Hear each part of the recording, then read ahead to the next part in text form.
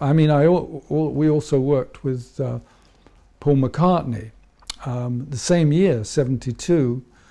Wings over Europe did a 6-week tour of Europe, and John said to me, John Morris that is, said, look, Paul wants to travel in a double-decker bus, so could you talk him out of it, because all the other vehicles are top of the line Mercedes and the bus will never keep up with them.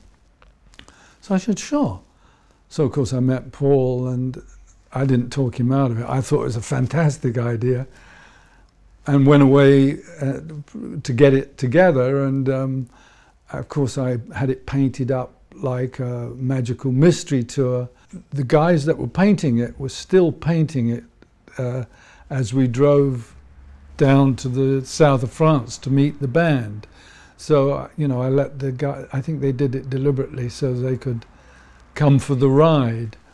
And I remember we left London and we were sitting around smoking and we had hash and God knows what. And I remember passing out or falling asleep and waking up, and we'd already gone through customs. And I thought, oh my God.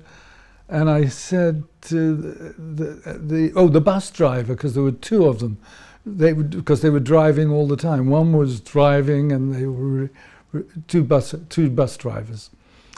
And he said, oh, I picked up all your stuff. I didn't know what it was, and I hid it up in the bus and protected us. So we got through customs, although, So I then met the band in Marseille with this bus, which they hadn't seen since Paul and I had talked about it. And of course, I'd gone one farther and got an open-top bus, and I put aeroplane seats in the ground floor and really good sound system and bunks for the kids, which would include Stella McCartney.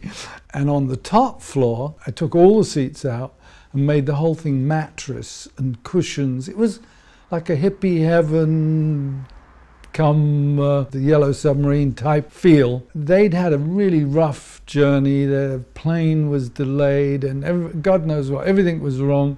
And suddenly this bus arrived and I had every imaginable thing on board to change your level of consciousness. That's how it was then. Every day is sunshine.